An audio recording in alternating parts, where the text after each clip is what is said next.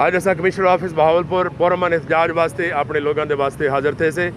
सारे चोलिस्तानी लोग जड़े कि प्योरली इंडिजिनस लोग हैं। अज एक तो बदकिस्मती तू 40 साल तू उन्होंने अलॉटमेंट नहीं थी पी। बाकी जुल्म दी इंतहा यह है कि सारे माल मवेशी दे जड़ा चरागावां हैं वो भी गैर चोलिस्तानी अफराद ने उठा के कब्जा जमा दिते। हुकूमत पंजाब ने पानी की सप्लाई वास्ते जो पाइप लाइना उठा दिते उन्होंने पाइप लाइना के उत्ते सारे अच्छा चरागावां उत्ते खास तौर पर सूफी अब्दुल खालिक गिल जो करप्ट ठेकेदार है CDA का उन्हें पहले टोबा नसो के वंज से जरा डेरा बनाए। उसके बाद जनाब टोबा कंडी के वंज से मुसलत थी गए। सारे लोगों के झूपड़े पड़ दिते उन्होंने लोगों को डरा धमका के उन्होंने माल उतू बेदखल कर दिते। सारे लोग वतन तू बेवतन थी गए। मैं ये मुतालबा करना कि कितों का इंसाफ है। अस इंडिजिनस लोग हैं। ईवन यूनाइटेड नेशन का यूनिवर्सल डिक्लेरेशन है on the rights of indigenous people जिंदा आर्टिकल 26A आदे कि सारे जमीन उत्ते सारे चरागावां के उत्ते सारे इलाके के सारे माहौल के उत्ते सब तो पहले सारे अपना हक है। दुख तकलीफा असा डिठन सहरात दे सहूलत असा डिठन ये सारे लोग हैं पुरअमन एहतजाज वास्ते।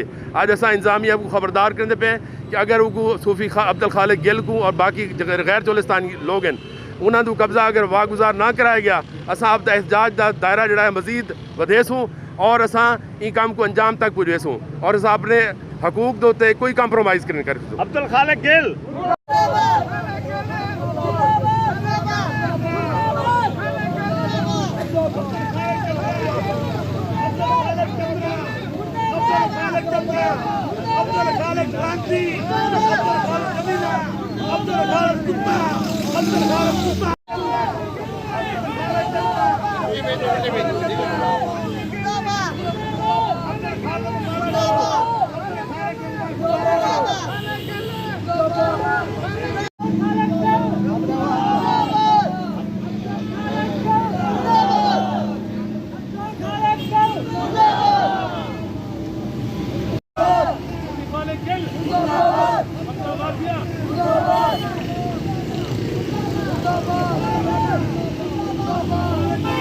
किला दिलावर मेरी रिहायश है। ये सारे लोग किला दिलावर तो तशरीफ गए हैं। कंडी वाले टोबे से सारी सरकारी पैप लाइन है CDA ने बनाई हुई है। CDA से गवर्नमेंट के खर्चे से चलती है। सारे उतना माल मवेशी जिले बाप की टोबे से पानी मौके से उठा के पीवेंदन। अब्दुल खालिक गिल उतना कब्जा किया हुआ। सारे माल मवेशी नहीं पीवन देंदा। सारे लोगों को मरेंदे धमकेंदे। सारे झूपड़े पट किते साकू बेघर कर दिते। कहीं की गाल नहीं सुनता। वो कहते कि मेरी पैप लाइन मेरे खर्चे नाल चलती पी है।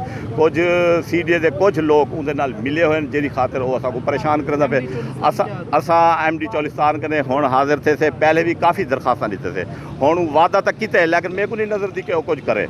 असा हिस्सा के कमिश्नर ऑफिस से कमिश्नर साहब कने पेश थी पैसे कमिश्नर ऑफिस से पुरअमन धरना देते पैसे। असा चाहते हैं कि सारे चरागा खाली करवाया वजन बाहर के लोगों को कब्जे तो जान छुड़वाई वजह सारी।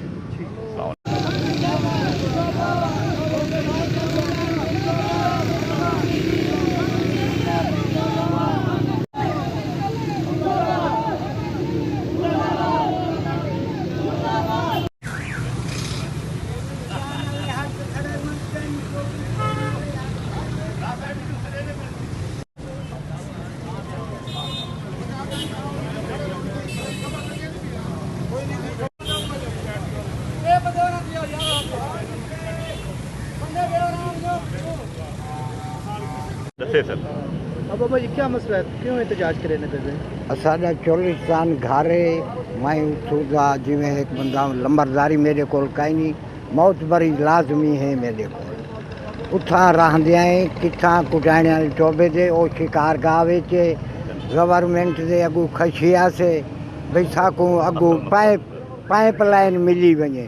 उन्हें गवर्नमेंट ने साकू पाइप लाइन दी है कंडी वाले टोबे दे चोलिस्तान दे रहन वाले से कंडी वाले टोबे दे गेला दे असा के नू जनाब कल उन तमाम कौजा खस की दे असा चुप का धम क्या देंगे वो बंदे भी देंगे।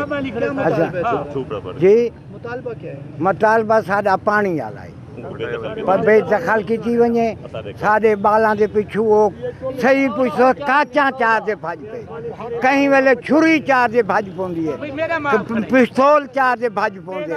असा किंदे डोखरों गवर्नमेंट किनू आंदी है ए नहीं सुनदे ओडे वेंदे ओ कुटेंदे क्या इंडिया वनूं केडे वनूं साकू निके निके बाल कल असा त्रे मारदे उतों निकते आए साढ़े बाल बच्चे त्रे मारदे निकते असा जनाब पानी अगू आखे से टराली दे बाहर आए संभाला बच्चा को पानी पिलाए ते साडे नाल जुल्म थिया पे अजां नूं साडी हुकूमत कहंदी है भी अज ना दे कल अज ना दे कल साडे बाल मर गए साडा 40-45 डांडा ऊंचा ते मोया पे उनका एहसास नहीं करेंगे गाल नहीं करेंगे बात नहीं करेंगे त्रे किनू मोया पे ना पानी पीवा दीते वो साडा मर गए ठीक है